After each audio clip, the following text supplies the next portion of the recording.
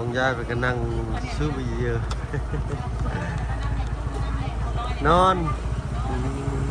กันที่ไหนนะเด็กเงินอีกละ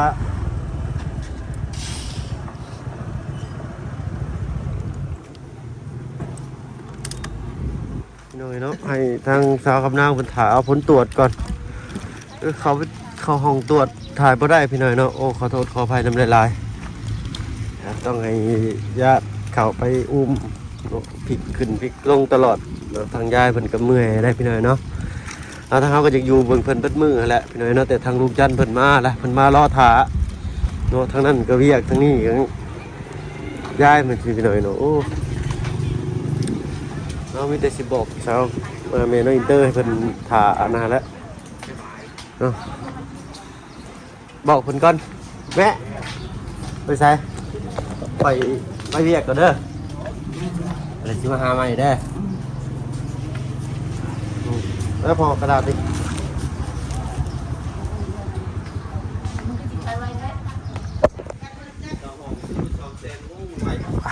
เนาะได้สัมภาระแล้วบัดนี้สบายดีเจ้าโอ้ยมีแต่ขี่นกแค่นี่มันจะเป็นก้างได้อยู่บ่นี่เบิ่งว้าวแล้วไปสองอันนี่หนูโอ้ได้อยู่ดอกหนูเลยน้อยหนึ่งก็เอาหน่อยดิเอาดึงออกมาดึงกลางมันออกมาดึงกลางออกมาทางขาวเป็นพืชมันได้ลุงอ่ะนี่แหละนี่เนาะด้วยชอบไปก่อนเอาไปแล้วดิพับแบบนี้ไปสุดหัวอยู่บ่สุดอยู่ดิเอาได้คนละอันนี่เลยนะรอบนี้ตัวโอ้ขี้ฝุ่นเอาพี่น้อยเนาะกำลังจะพากันเดินทางขึ้นเชฟโพดรอบนี้เนาะ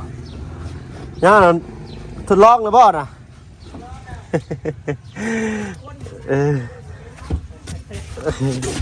เนาะยัดเยียดให้แต่เล่านี่เนาะ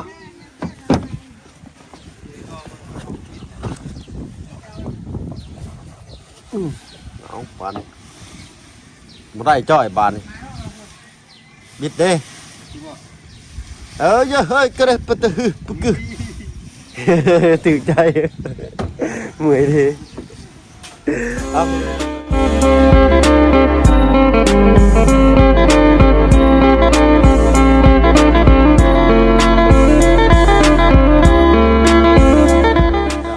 เนาะกับสไตล์สวัสดีพี่ใหญ่จะดีสิเบิร์ตทุกท่านเก่าไปเลยเนาะวันนี้ก็จะได้พากันเดินทางขึ้นเชฟโพนก่อนเอาก่อนจะขึ้นมีใหญ่ทั้งลุงเพิ่นได้แวะหาทางมีใหญ่ก่อนมีใหญ่เพิ่นมาเข้าองค์แพทย์องค์หมอพี่หน่อยเนาะทางมีใหญ่เพิ่นไปใส่เลือดว่าซั่นซะเนาะทางคุณแม่มาเข้าไปแวะเบิ่งเพิ่นก่อนเนาะอยู่ห้องหมอตำรวจที่ทางแม่น้องอินเตอร์เพิ่นได้ไปคลอดลูกเขาละพี่หน่อยเนาะเอาได้กับไปเบิ่งอาการนำกันอีกพี่หน่อยเนาะทางกระมามื้อเช้านี่เนาะได้มือว่าเพิ่งมือมาเป็นเซโปนเลยขึ้นไปเบิ่งเพิ่นว่าโอ้ได้เติมเลือดเลยเนาะโอ้ได้อยู่บ่นี่กระปะไปเด้อบ่มานเนี่ยเบิ่งก่อนจะไปดอกอ่ะรอเบิ่ง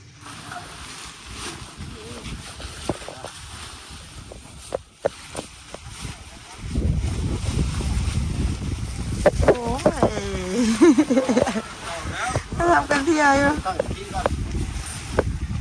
เนี่ยคอยไปการต้องต่อบดีตอนนั้นก็วัดสิกู้เลยจักไปใส่ตอนนั้นน่ะบ่สิซื้อนี่น่ะบ่ไป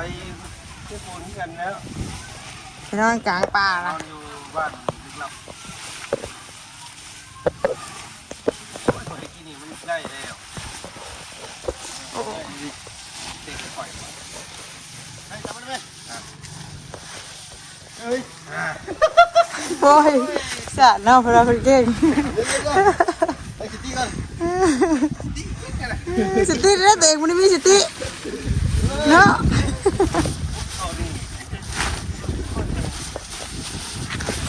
ติแล้วเราก็ไม่มีสิหรอมาตั้งสติ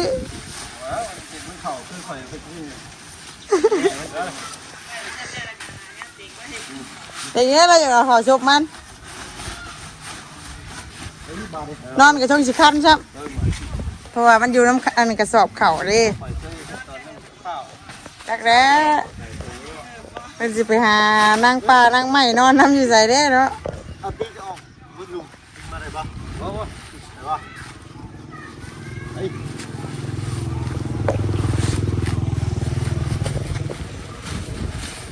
ปั๊มอยู่บ้า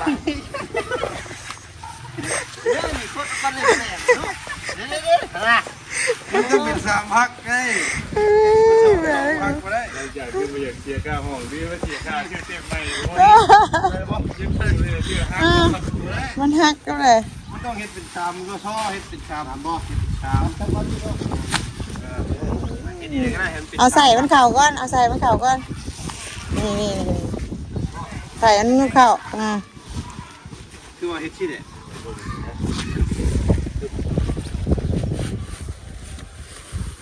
ไว้มันทำพูดมาบ่มัน เฮ็ดคือสวิงนี่บ่ มาพี่มัน เฮ็ดคือก้นหอยเลยฮะหักมาแล้ว ยังเอาเคคัดโอเคคัดไปก่อน แกขัดไม่ได้ลงไม่ได้อีกนะสมมติว่านอนคืนหนึ่งแล้วเลยเพื่อสิอันออกเดินทางได้กับวันมื้อพับข่าวนะ นี่แหละแบบนี้แหละ ดูบอลลูก โอ้ยสิมันแตกเลย เขาตีเขาท่า ใช่สิบแตกติงไว้ด้วยจนนั้นมันพื้บ้าไปรู้ไหม บ่ได้นั่นน่ะต้องมีแนวมัดด้วย ติงเอามีเจ้าเด้ เสื้อนั่นผูกแล้ว เก็บกระเป๋ากระเป๋าเลยได้บ่เลย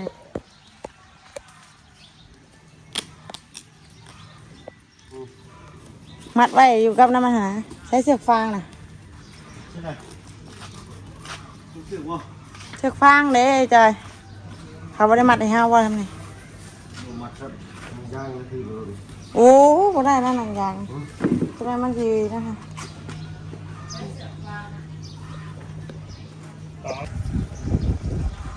มัดไปดีๆกัน ดีนะใช้ตัวหนึ่งนะ อะไร เต้นนะ เต้นลุ่มผมเดี๋ยวว่า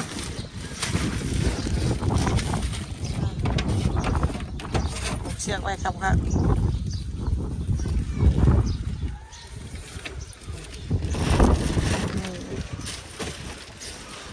โอ้ยเกี่ยวไว้ขนาดก็ได้แล้ว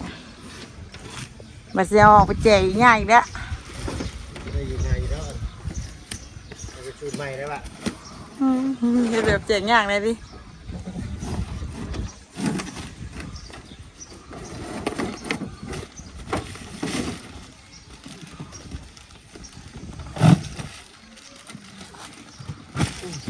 ไอ้บาทนี่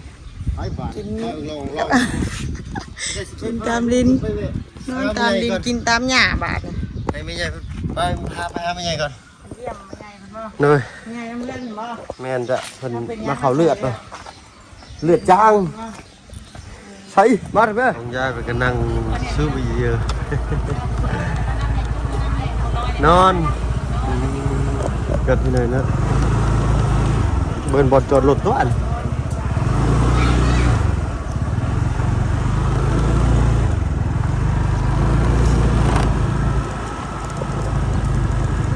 จอดรถกันที่ไหนเนาะยายเป็นมาเขาเลือดเสียเงินอีกละ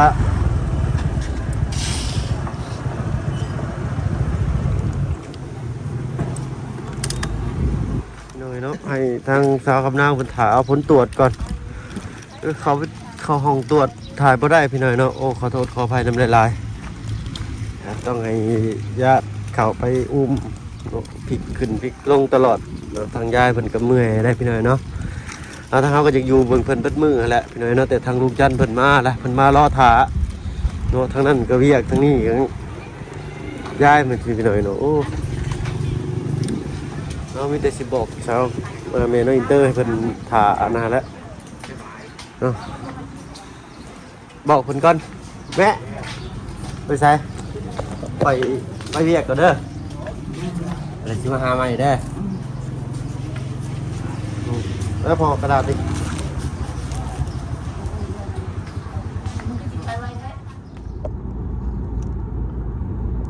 ที่ไหนเนาะหลังจากไปเยี่ยมยามทางแม่ตู้เนาะกับแม่ของพ่ออะไรไปหน่อยก็เอิ้นยาเนาะลุงเนาะเอิ้นยาแต่เพิ่นเลี้ยงเบาเพิ่งมาตั้งแต่อายุ3 ปี4 ปีเพิ่นเลยไปหน่อยเนาะอยู่บ้านลำพันก็ได้เพิ่นก็บ่ได้เป็นหนังสือนะพี่หน่อยเนาะแต่ว่าค้าขายได้เนาะก็ทำผู้เฒ่าแล้วเพิ่นให้สิได้เอาสำนั้นได้ตะกี้นะทอนของคนเงินกับลูกค้าว่าทอนเท่าไรเป็นกระทอนเท่านั้นตั้งแต่ห่อชมห่อละ1,000 กีบเนาะไปหาปลาโดมาอะไรกันมาคันชมปลาขายเลยเนาะจะปีแล้วโอ้ตั้งแต่อายุค่อย4 ปีประมาณนี้ลงเลยนะอายุเพิ่นน่าจะปีเลย80 ปลายแล้ววะนี่กันนะ80 ปุ๊บบอกตัวสั้นได้เพิ่นสั้นเบิดได้เนาะร่างกายเพิ่นร่างกายเพิ่นแบบแต่อ้วนพี่อยู่เพิ่นก็ได้เนาะตุ้ยพี่บ่ได้จอยเป็นโรคตรวจออกมาว่าเป็นโรคหัวใจเนาะกับโรคไตระยะสุดท้ายโอ้ยสิอยู่ประมาณนั้นแหละคนเฮา70-80 ปีนี่นี่มันก็สุดรอไปแล้วแต่ว่าภายในนี่เนาะมื้อนี้จักสิรอด50-60ดีเนาะเด้อมื้อนี้มีแต่สารพิษนี่แม่นเด้อในทางกายมื้อละพักหญ้าหาหุ่นการอยู่การกินได้ซามิตู้เจ้านี่ก็ถือว่าสุดละบ้านเฮาใช้ชีวิตนี่คุ้มเลยติว่าเครื่องจักรก็ถือว่ามันเบิดอายุมันนะว่าได้ชึกล้อไปเลยนะพันฟอกพันเฟืองก็เหียนไปเลยสินะพี่น้อยเนาะกำลังสีเข่าดงเห็นเนาะทางลุงเป็นสีผ้าเวะเขาใส่อีกลงแล้วสิเวะก็ไปหาน้องดีบ้านนาเพกก่อนเดยไปดีบ้านนาคำใต้เนาะนาคำใต้เนาะพี่น้อยเนาะกำลังเฮ็ดห้องน้ำลาวบ่โอ้เพิ่นสร้างเริ่มเลยเนาะทางเบาลีเพิ่นพี่น้อยเนาะนั่นก็ให้ติ๊กแล้วบ่เพิ่งเลยตอนไหนลูกน้อยเนาะอายุ7-8 ปีเลยเป็นโรคเป็นภัยแหละนะอันนี้มีตู้เจ้าหรือว่ามียาเจ้านี่ถือว่าเพิ่นยังบุญหลายได้เลยเป็นป่วยในอายุเก่าแก่แล้วเนาะอันนี้ยังน้อยเกิดมาพร้อมโรคเลยยังบ่ทันรู้โรคจังซี่เนาะพี่น้อยเนาะบุญไผบุญมันเนาะก็ว่าเพิ่นก็บอกเพิ่นแล้วว่าสิออกมาเฮ็ดเวียกเฮ็ดงานก่อนพี่น้อยเนาะแต่ใจจริงก็จะอยู่นำเพิ่นนั่นแหละแต่คือว่าแหละคนเฮาขับเคลื่อนได้ก็ด้วยเงินซุมื้อนี่พี่น้อยเนาะเฮาบ่หาเงินก็จักสิกินสิอยู่แนวใดเนาะตัวเพิ่นเงินเพิ่นต้องได้ข่าวเลือดได้ดีเป็นบ่รู้ถ้ามาแข่งบ่ทำงานนี่แข่งเสื่อมนี่เรียนแล้วต้องได้ใส่เลือดเพิ่มเลือดให้เพิ่นเพราะว่ามันผลิตเลือดเองบ่ได้เด้เลยเพิ่มเลือดเพิ่มยานี่ก็ขับประคองเพิ่นเลยเนาะเป็นโรคซาร่านะว่าไงเนาะเป็นโรคเลยบางคนก็เป็นหน่อยบางคนก็เป็นลายพี่หน่อยเนาะเฒ่าโอเคมาอะไรก็ได้นี่ก็ถือว่าเพิ่นยังหันยังเฮงได้เป็นใหญ่นี่พี่น้อยเนาะเพิ่นก็ยังย่างได้ไปได้เลี้ยงฮอดล้านผู้ใด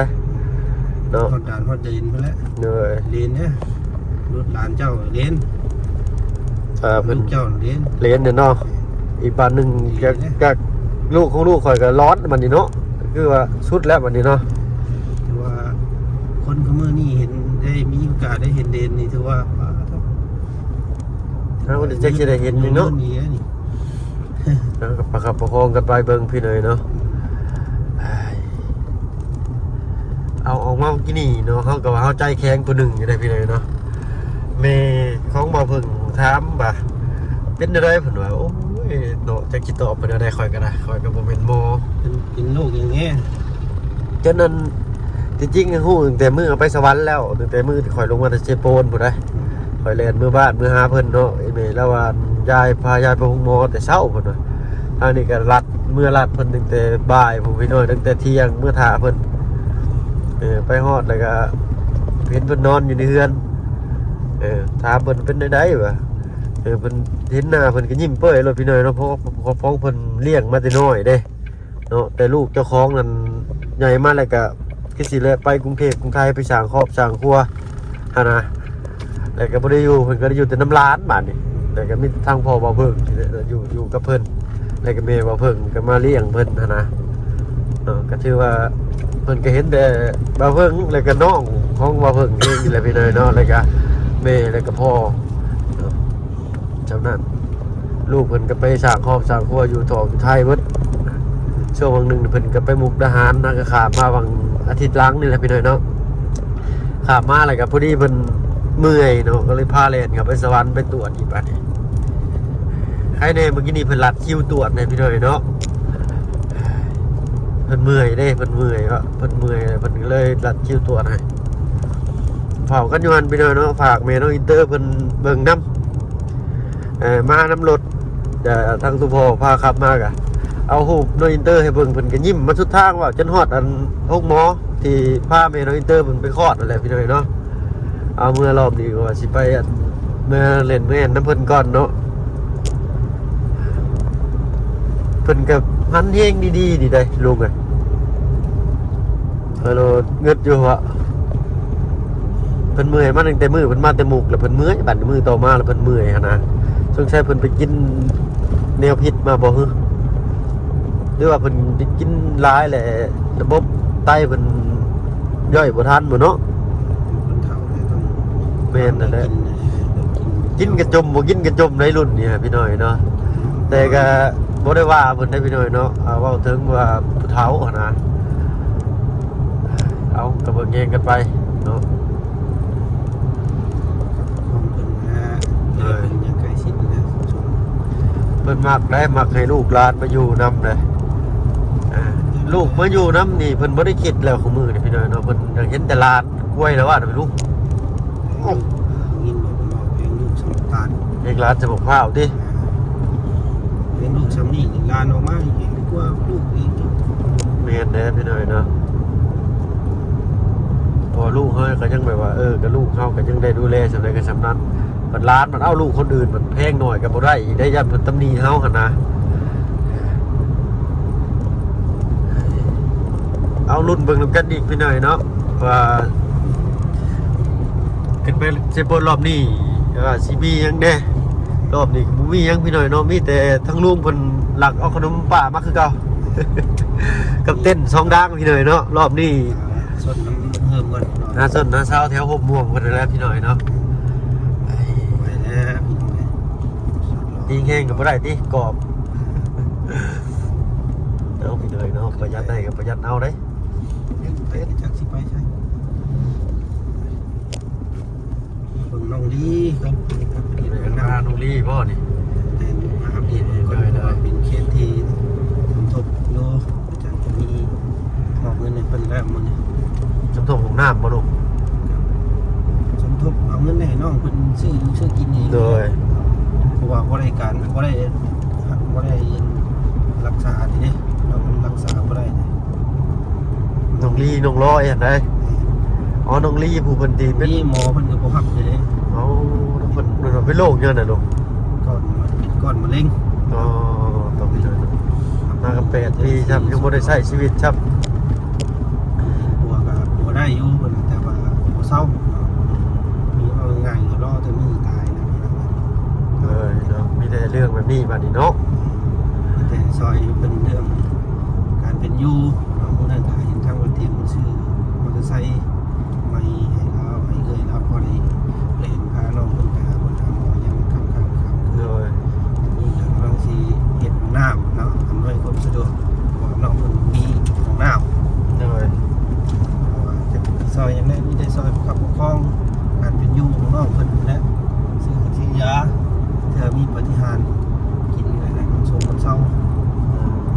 กินยาก แต่น้องเพิ่นเปื่อยไปหลายดีเลยเนาะ มันเข้าไปใน ว่าปลูกมานอกส่วนน้อย โอ้มันเข้าในพุ่นน้องๆสิเจ็บ ใน เลยนะ ผมซ้ำมันนี่แหละซ้ำทบเข้า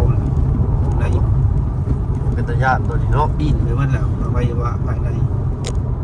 มักเคยลงเคยหลังน้องเพิ่นลัน แต่ว่าแต่ เปดไปทางอื่นมาแล้ว น้องเพิ่นอยู่ได้นี่แต่ว่าน้องเพิ่นยังอายุน้อยสิได้นี่เนาะ แม่ ถ้าว่าอายุ20-30ขึ้นนี่ปานนี้โอ้ยโอ้ยแล้วพี่หน่อยเนาะ ทำไมก็มันสิกิน